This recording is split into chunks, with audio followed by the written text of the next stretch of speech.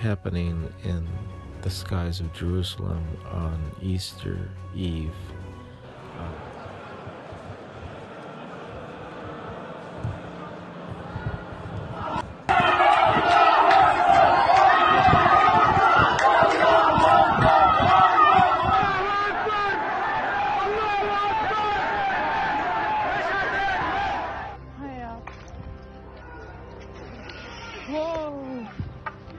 Greetings, brothers and sisters in Christ. Welcome back to our magnificent journey to unfold the untold prophecies, where we explore the intersection of faith and the extraordinary. Today, we're diving into a shocking event that has sent ripples of astonishment across the globe. Well, we're really excited about the upcoming Jerusalem prayer breakfast, and I think God will really carve out a special... Something truly remarkable, something utterly unexpected, has unfolded at the Dome of the Rock in Jerusalem. A mysterious light, a radiant spectacle, was witnessed by multiple onlookers, sparking speculation and debate.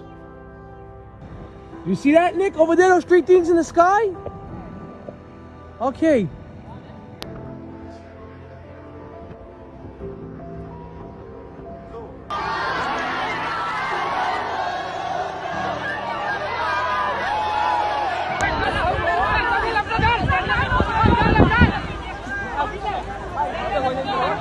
Could this be what Jesus spoke of in Matthew 24:27, where he said, "For as lightning that comes from the east is visible even in the west, so will be the coming of the Son of Man"? Is this a sign from God, a message from the heavens? Or, as some are suggesting, a chilling manifestation of something far more sinister? We'll delve into eyewitness accounts, examine the footage, and explore the biblical implications of this extraordinary phenomenon. We'll also be joined by Bible scholars and experts to help us decipher what this could mean for believers and the world at large. Could this be a harbinger of the end times? A warning from the Lord? The truth is out there, and we're on a mission to uncover it. So buckle up, because this is a journey you won't want to miss. Join us as we seek God's wisdom and discern the true meaning behind the stunning events at the Dome of the Rock. Don't forget to like, share, and subscribe, so you never miss an update on this unfolding mystery. While recent events have shrouded the Dome of the Rock in an air of mystery, its historical and architectural significance cannot be denied.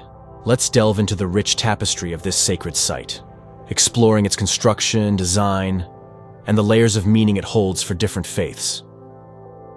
Let's turn our attention to the Dome of the Rock, an awe-inspiring architectural marvel highly revered by Muslims. Constructed under the leadership of Al-Aqsa between 685 and 691 CE, the precise timeline is confirmed by an inscription within the dome, indicating its completion around 691 to 692 CE in our calendar.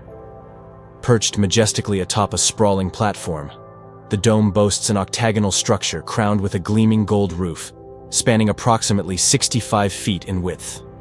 Supported by 16 columns, it rests upon a circular base, while an outer ring of 24 columns encircles a significant rock, partially obscured and safeguarded by a barrier. Adjacent stairs lead to a natural cave beneath the rock. The dome's sides exhibit a distinctive octagonal design, each face measuring around 60 feet in width and standing at a height of 36 feet. These walls serve not only as structural components but also incorporate windows intended to admit sunlight, illuminating the interior with natural radiance. Yet, what truly distinguishes the dome is its lavish ornamentation, adorning both its interior and exterior. Intricate mosaics and metal plates captivate the beholder, reminiscent of the intricate artistry found in Byzantine structures. However, unlike Byzantine art featuring depictions of living beings, the dome's mosaics eschew such imagery, instead opting for Arabic calligraphy, floral motifs, and symbolic representations of jewels and regalia. Each tile seemingly narrates a tale through abstract and geometric designs. Notably, the octagonal arcade enveloping the dome is richly adorned with Arabic religious inscriptions, serving not merely as embellishment, but as a narrative etched into the very fabric of the structure, encouraging contemplation of their significance. Throughout its storied existence, the Dome of the Rock has undergone numerous alterations, reflecting the influence of various Islamic factions. For instance, during the Crusades, a rudimentary iron barrier was erected around the central sacred rock to deter Christian visitors, later replaced by the Ayyubids with an ornate wooden screen that endures to this day. This continual maintenance underscores the enduring reverence and meticulous preservation of this historical landmark across diverse epochs and cultures. As the enigma surrounding the Dome of the Rock deepens, we peel back the layers of history in search of secrets enshrined within its timeless embrace. In a development, the Dome of the Rock holds immense historical significance due to its association with the Prophet Muhammad's ascension to heaven. However, it's intriguing to observe that the inscriptions within the dome do not explicitly mention this pivotal event. While references to the dome's connection to the Prophet's heavenly journey surfaced in the 9th century, it wasn't until the 11th century that this notion gained widespread acceptance. The exact motives behind the Dome of the Rock's construction remain enigmatic, with scant documentation on its conception and design intentions. Unlike conventional mosques, it diverges in purpose, not being designed for congregational prayers, thus distinguishing itself within Islamic architectural tradition. Its design seemingly seeks to intertwine Islamic heritage with narratives from other religious traditions, bearing resemblance to Byzantine martyria structures, circular or multi-sided edifices erected to commemorate religious events or saintly figures. Notably, an 8-sided martyrium constructed in 1992 could have served as inspiration for the dome's design. It's speculated that the architects aimed to rival the grandeur of Christian holy sites in Jerusalem, such as the Church of the Holy Sepulchre, possibly aspiring to erect an equally magnificent monument. Arabic inscriptions on the dome emphasize the oneness of God and challenge Christian beliefs about Jesus. A historical conjecture posits that Umayyad Caliph Abd al-Malik intended the dome to divert Islamic pilgrimage from Mecca to Jerusalem due to unrest in Mecca. However, contemporary scholars largely discredit this theory, attributing it to biases against Abd al-Malik in historical records. Served other spiritual or political objectives. One theory proposes that the dome's construction was motivated by beliefs in its significance for the Day of Judgment, indicating its importance beyond Islam. Positioned on the Temple Mount, the site of the Jewish temple, it holds significance for Jews, who regard the foundation stone beneath the dome, potentially, as the genesis of creation. During the Crusades, Christian knights utilized the dome as a base, influencing European church architecture.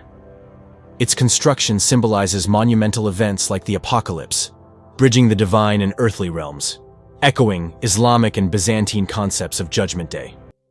A recent earthquake facilitated archaeological excavation beneath the dome, revealing artifacts dating to the era of the Second Temple. However, this discovery complicates the historical narrative, as conflicting Muslim and Jewish beliefs about the site remain unresolved. Daily concerns among Muslims revolve around the potential targeting of the dome by the Israeli government, prompting restrictions on Jewish access to the Al-Aqsa mosque area to mitigate tensions. This delicate situation intertwines historical claims and contemporary fears, presenting a complex and challenging scenario for all stakeholders, from ancient mysteries to modern conflicts. On a different note, a troubling incident occurred at the Al-Aqsa mosque compound, a site of great significance.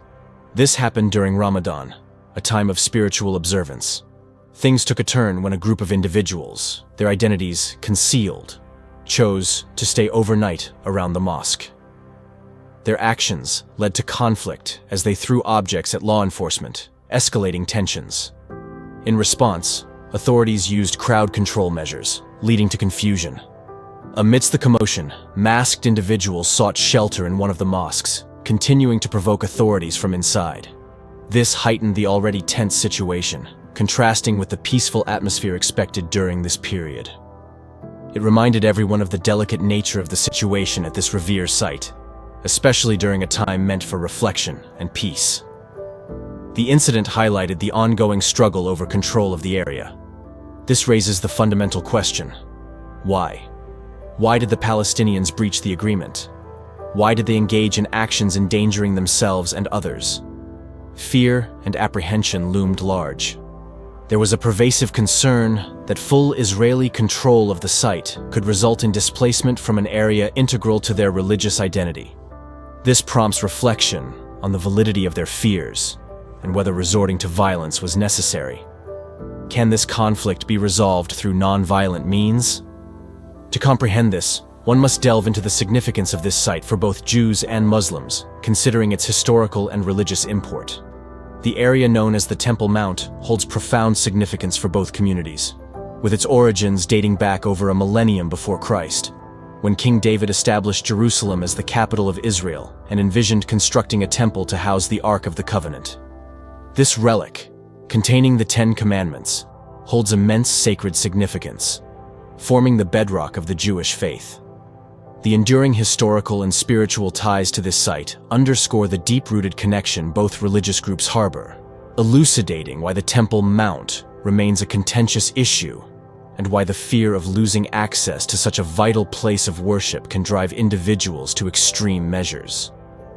Beyond its historical import, the Temple Mount holds profound religious significance, serving as a tangible manifestation of faith for adherents of both religions. It transcends mere physical geography, symbolizing dedication and convergence of their religious narratives, shaping their spiritual identities. This profound bond elucidates why the Temple Mount transcends its status as a historical site, constituting an indispensable facet of the religious heritage and communal life for Jews and Muslims alike, albeit one embroiled in conflict, influencing their interactions and attitudes toward it. In the aftermath of the conflict, a groundbreaking discovery beneath the dome offers the prospect of reshaping the narrative of our shared history. Open the door to another captivating enigma that challenges our preconceptions of history, unfolding a discovery both astonishing and provocative, eliciting awe and reverence even from seasoned experts and enthusiasts. Concealed beneath the renowned Dome of the Rock lies a clandestine chamber, a covert repository of ancient wisdom veiled from the world's gaze for untold years. As researchers delve deeper, unearthing obscure artifacts and relics that defy explanation, they afford us a fleeting glimpse into a bygone era steeped in mystique and incomprehensibility. Picture stumbling upon a weathered manuscript, its pages tinged with age, adorned with symbols unfathomable to any known language. The significance of this revelation echoes the profound mystique of its sanctified locale. The discovery of such a trove of historical treasures, long overlooked, beckons forth myriad inquiries about our past, the nature of knowledge acquisition, and the enduring enigmas that have endured across epochs. It prompts a reconsideration of our historical assumptions and opens pathways to fresh exploration of our shared past. This clandestine chamber, nestled beneath one of the world's most venerated religious sites, offers a tangible link to bygone eras seldom afforded by other discoveries. Each unearthed artifact, each enigmatic relic, serves as a fragment in the sprawling tapestry of human history. The revelation beneath the Dome of the Rock is truly breathtaking and somewhat daunting. While not inherently perilous, it fundamentally alters our understanding of history, casting doubt upon long-held beliefs. We stand at a pivotal juncture in the realms of archaeology and historiography, confronting the possibility that the narratives passed down to us may not convey the entirety of truth. This newfound knowledge threatens to unsettle the bedrock of our historical understanding, prompting a reevaluation of our long-standing perceptions of the past. The unearthing beneath the Dome of the Rock upends our certainties, challenging the completeness of the historical tale we thought we knew, compelling us to acknowledge that the narrative may yet be incomplete. Despite the Dome of the Rock typically being viewed as a symbol of peace, a recent startling incident unfolded there. During a prayer assembly, snakes emerged from beneath the temple, instigating fear and panic among the worshippers. This unexpected occurrence during such a sacred period left those present shocked and apprehensive. The presence of snakes at this juncture invites profound contemplation regarding their symbolism in religious texts like the Bible and the Quran. Often associated with death, peril, and malevolence, they evoke primal fear, embodying not only physical venom, but also the potential for harm or corruption.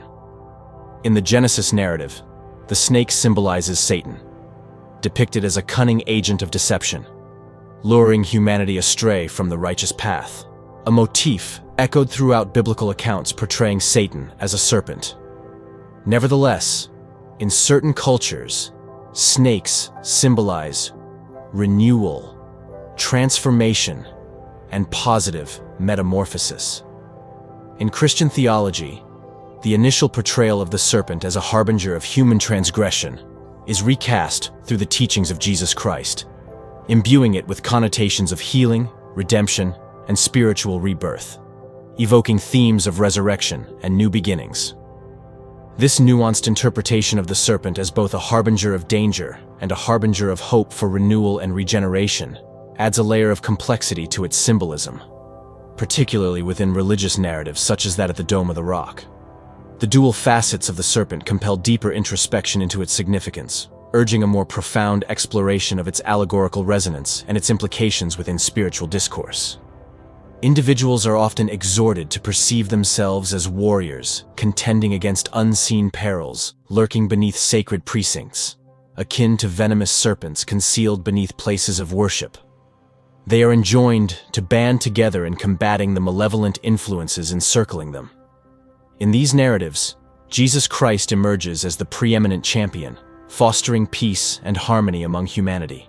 His ministry is perceived as exerting a far-reaching impact, transcending the confines of Jerusalem to encompass other sanctified sites, including the Kaaba in Mecca. However, the interpretation of Jesus' actions varies widely across religious traditions, with some viewing his teachings as a conduit for interfaith reconciliation, while others may overlook such messages due to doctrinal disparities. Yet, notwithstanding divergent beliefs, the warnings attributed to Jesus regarding the advent of a malevolent figure, often termed the Antichrist, retain significance for many adherents. These admonitions serve as a clarion call to vigilance and unity in confronting impending challenges, underscoring the imperative of preparedness and solidarity, irrespective of religious affiliation. It serves as a poignant reminder that despite our divergent creeds, we share a common imperative: to fortify ourselves against adversity, underscoring the ethos of unity in the face of potential threats. As we delve deeper into this enigma, the skies above Jerusalem unfurl a vista that prompts introspection and introspection, compelling us to reevaluate our beliefs and interrogate our certainties. The place of the next extraordinary event I want you to join with me to unfold is in the skies above Israel, captivating observers with an unusual spectacle. A person witnessed a peculiar arrangement of lights, commonly referred to as a UFO, or unidentified flying object. As they continued to observe, the lights coalesced into a luminous orb suspended in the sky, evoking a sense of wonder and curiosity. Intrigued by this inexplicable phenomenon, the observer managed to capture approximately 20 seconds of footage on their camera. The enigmatic light descended towards the earth, hovering just above nearby buildings before abruptly ascending into the night sky at a remarkable velocity reminiscent of the speed of light. This remarkable occurrence transpired directly above Jerusalem, specifically over the Dome of the Rock, a site of profound historical and religious significance for Christians, Muslims, and Jews alike. Renowned for its association with pivotal events recounted in the Bible and the Quran, such as Abraham's divine trial, Solomon's construction of the First Temple, Jesus' confrontation with money changers, and Muhammad's ascension to heaven, the Dome of the Rock occupies a central place in the spiritual landscape of multiple faiths. Curiously, sightings of unidentified flying objects, UFOs, in the skies above Jerusalem are not uncommon. Rather, they are a recurring phenomenon. Residents of Jerusalem frequently report encountering these anomalous aerial phenomena, with new reports surfacing annually, leaving observers perplexed about the nature of these occurrences. In 2022, an American drone stationed in the Middle East captured footage of an unusual metallic sphere traversing the airspace, further adding to the mystery. What makes these UFO sightings particularly intriguing is their selective visibility, often eluding the scrutiny of onlookers attempting to capture them on their smartphones. Despite numerous attempts, footage of these objects typically appears blurry, suggesting that contemporary technology struggles to adequately capture distant celestial phenomena. The emergence of videos purportedly showcasing UFOs hovering above Jerusalem's iconic landmarks prompted widespread curiosity regarding the identity of the anonymous videographer. The anonymity surrounding the individual responsible for recording these enigmatic clips has engendered skepticism, as it defies the typical behavior of witnesses eager to share extraordinary experiences.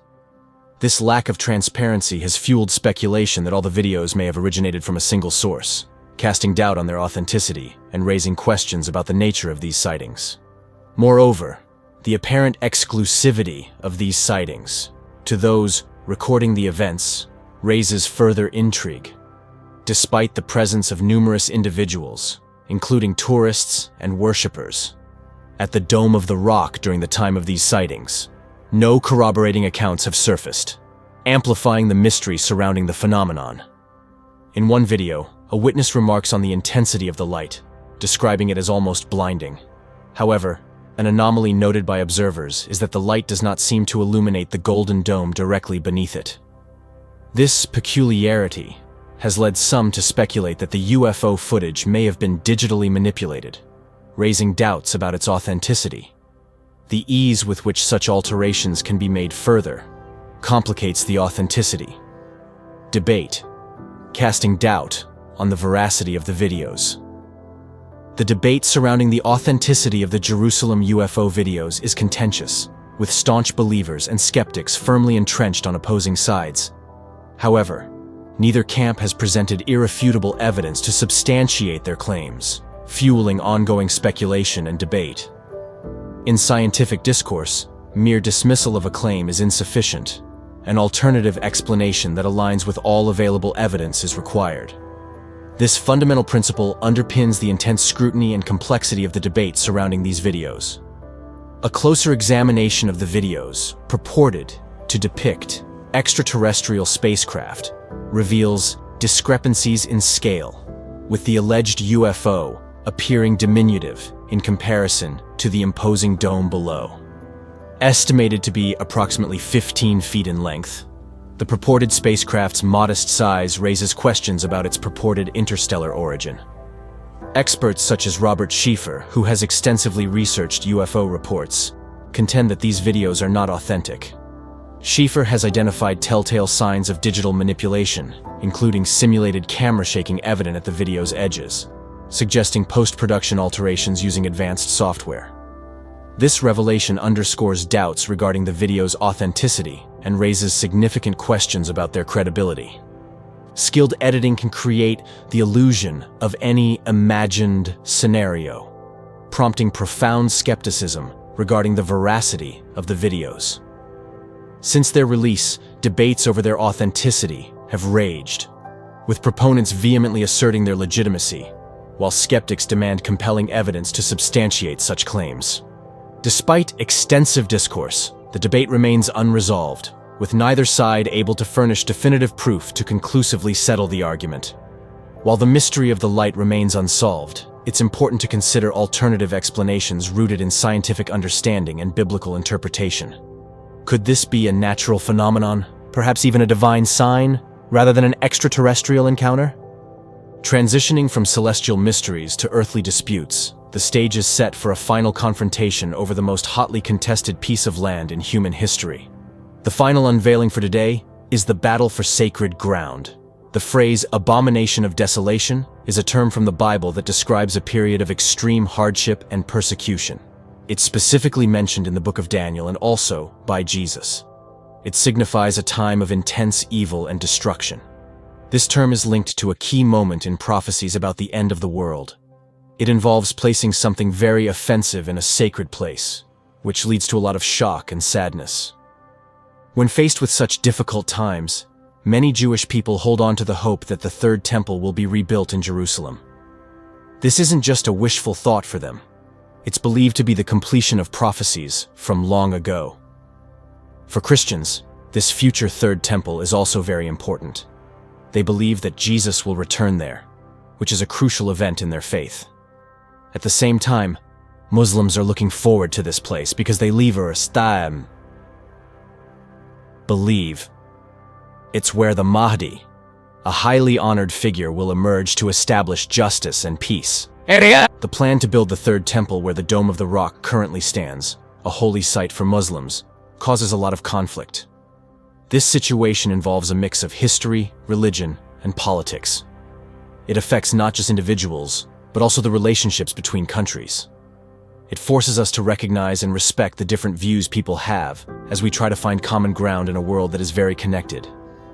Is what appeared by the Dome of the Rock a sign of otherworldly intervention, or a marvel of natural phenomena yet to be understood?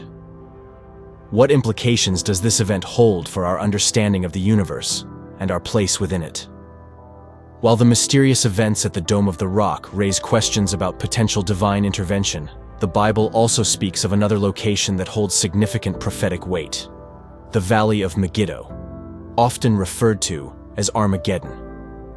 I don't know whether those translators had actually ever been to that valley, because if you look at Megiddo, you can hardly call it a mountain. It is a hill. It's just a tell. You go there now, and some of you have been with me to that tell. Tell Megiddo. But how can it be called a Har and a Megiddo? Who knows? But anyway, Satan uses evil spirits, but I think to gather these people, and this place, I believe, will be a gathering place. But it is not going to be, in my belief, and you can weigh this up, but the actual last battle will be over Jerusalem, because we are never told that the Lord will come to Armageddon. But we are told that the Lord will come to Jerusalem. Jerusalem is his city, and he that touches that city is like they're trying to poke God in the eye, kind of thing. You know, when you mess with Jerusalem. Now God has allowed that city to be destroyed because of the worship of demons posing as idols. But this gathering is in a valley near the city of Megiddo, and it was a main trading route. Show that picture, Rick, of the map. It is a good gathering place for the nations of the world. See, there's the Jezreel Valley, which is commonly called Armageddon, and Megiddo is this little tell, which is hardly called a mountain, as I say. But this valley is a great place to gather the armies of the world. One, because the port of Haifa for the ships from the west. They can disgorge their tanks and things like that at the port of Haifa, so it can be a staging place. The armies from the north can come down through Lebanon and Damascus. I've got on that arrow to the top right-hand side, and it's about a little bit to the northeast there. And those nations from the Orient, China, Japan, that's spoken of as crossing the Euphrates. The river Euphrates will be dried up, and of course, that river is getting smaller and smaller all the time at the moment actually, because they're using the water for farmland. It's the same thing as what we're doing with the Colorado River, is what they call it. We're hardly getting any water now. Water is getting sparse. But the armies from the east, we're told, will cross the Euphrates River. It'll be dried up for them, and I believe this will be the staging area. Now, when you want to fight a battle, you don't drop all your troops by parachute to where the battle is going to be fought, do you? For instance, what was the American general's name that fought against Iraq? Somebody tell me. Schwarzkopf. Thank you. Schwarzkopf. You notice he landed all his armies and everything there in Kuwait. No.